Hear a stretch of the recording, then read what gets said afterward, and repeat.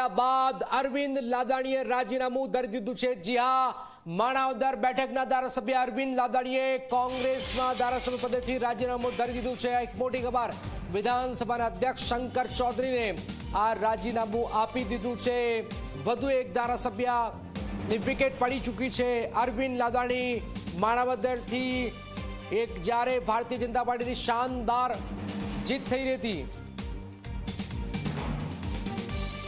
સતત જે જીત થઈ રહી હતી, એ જીતમાં આ સીટ હતી માણાવદરની જવાહર ચાવડા, આપને યાદ હશે, એમને હરાવીને પાટીદાર ચહેરો જીતી ગયો હતો। સૌરાષ્ટ્રમાં ખૂબ ઓછી સીટો, પોરબંદર, ગીર સોમનાથ, માણાવદર, અને આખરે વધુ એક ફટકો કોંગ્રેસને પડી ચૂક્યો છે। અર્પણ જોડાઈ ગયા છે। અર્પણ, રાજીનામું આપી દીધું છે, ક્યારે જોડાઈ રહ્યા છે ભારતીય જનતા પાર્ટીમાં, શું વિગતો હાલમાં?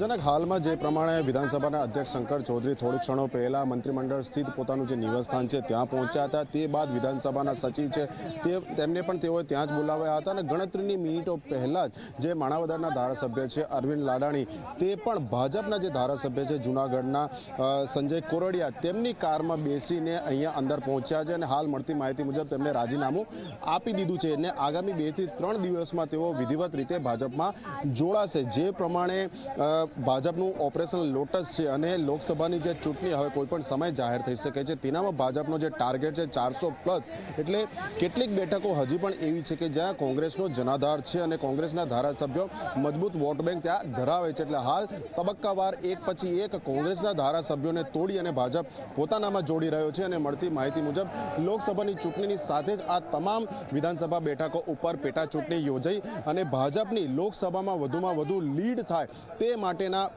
આ પ્રયત્નના ભાગરૂપે એક પછી એક ધારાસભ્યોના રાજીનામા ભાજપમાં જોડાવા માટે પડી રહ્યા છે। એટલે 5 લાખથી વધુની લીડ દરેક બેઠક ઉપર ભાજપનો જે ટાર્ગેટ છે તેને અંતર્ગત જ આ એક પછી એક કોંગ્રેસના ધારાસભ્યોના રાજીનામા પડી રહ્યા છે, જેથી કરીને પેટા ચૂંટણી થાય તો તે જ લોકો હવે સંભવતઃ ભાજપની ટિકિટ પરથી લડશે અને અત્યાર સુધી જે વોટ બેંક કોંગ્રેસને મળતી હતી તે ભાજપને મળી શકે। જનક, અર્પણ, એક સવાલ છે, કોણ આ મિશન ચલાવી રહ્યું છે?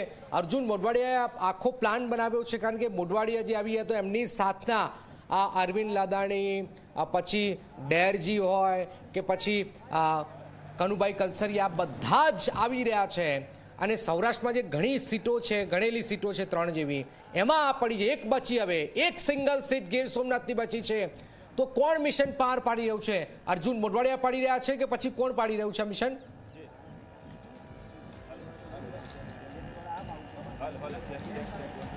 જનક, આપણે સૌ કોઈ જાણીએ છીએ કે રાજકારણમાં જે જોવાય છે તે હોતું નથી અને જે હોય છે તે ખરેખર જોવાતું નથી। એટલે પણ રાજકારણ છે, પડદા પાછળ રહીને અનેક જે લોકો છે તે આખો જુદો જુદો જે ખેલ છે તે એકબીજાની વિકેટ ખેરવવાનો ખેલતા હોય છે।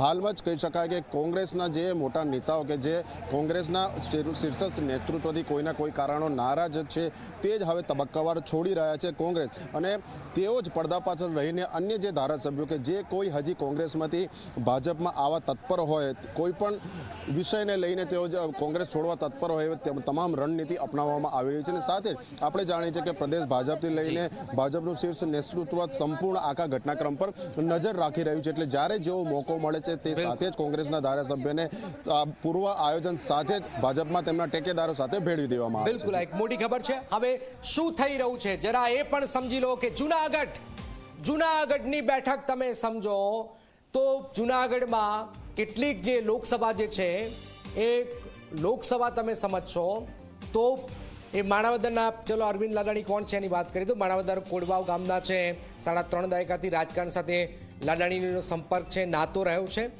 પણ જૂનાગઢ જે લોકસભા છે, 2022ની વિધાનસભા ચૂંટણી, આખો માહોલ ભારતીય જનતા પાર્ટી તરફ હતો અને એમને કદ્દાવર જવાહર ચાવડા મંત્રી હતા, એમને હરાવી દીધા હતા। પાટીદાર ચહેરો છે, 2 આહિર હતા ત્યાં, એક જવાહર ચાવડા અને બીજા કરશનદાસ, જે આમ આદમી પાર્ટીના જે બાપુ કહેવાય છે એ હતા।